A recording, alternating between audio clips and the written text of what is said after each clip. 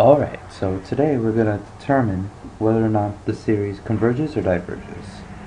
And we have the infinite series of e to the power 1 over n divided by n.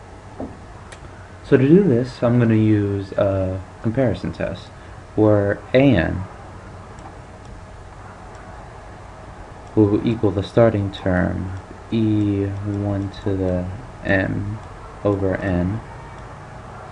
Oops. Let's get rid of n.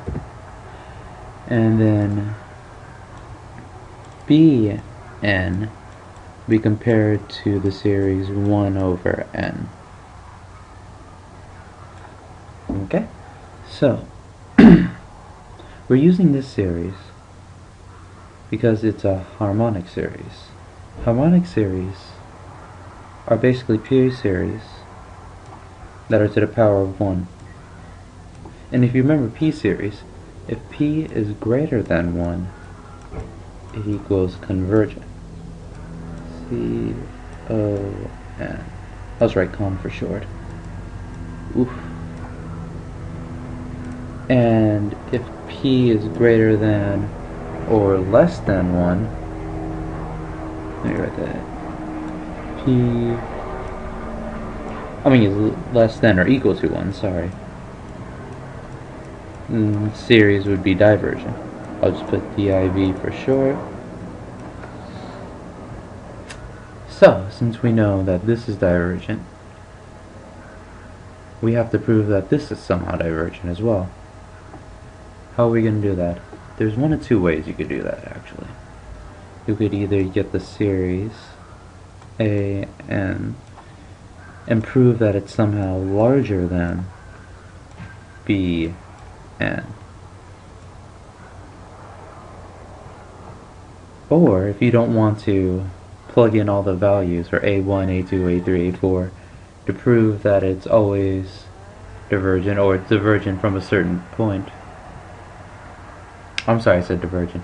If you don't want to plug in all the values to prove that an is always greater, all the values are always greater than bn, or is always greater from a certain point from then on out, you could just do the limit test, which is what I'm going to do.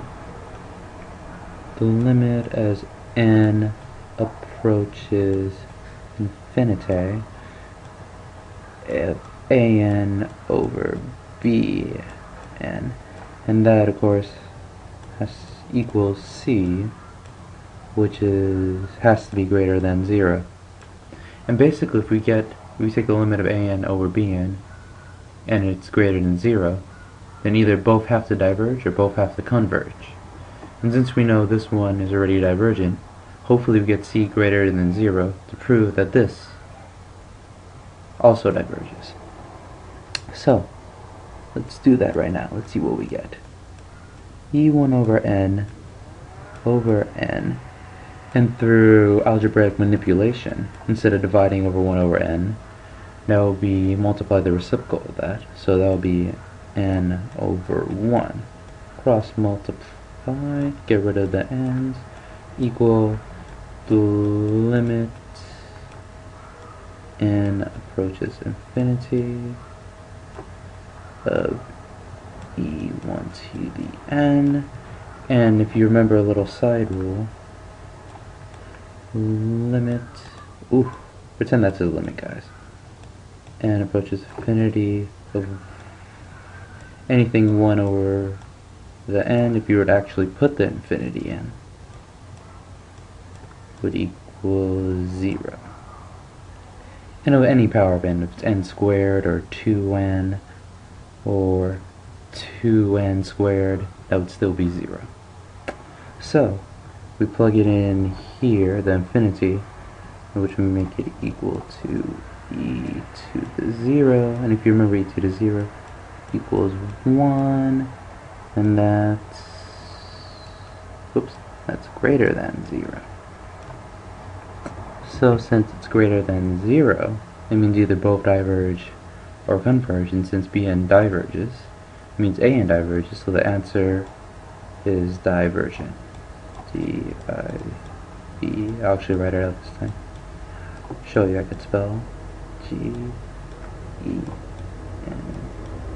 feet.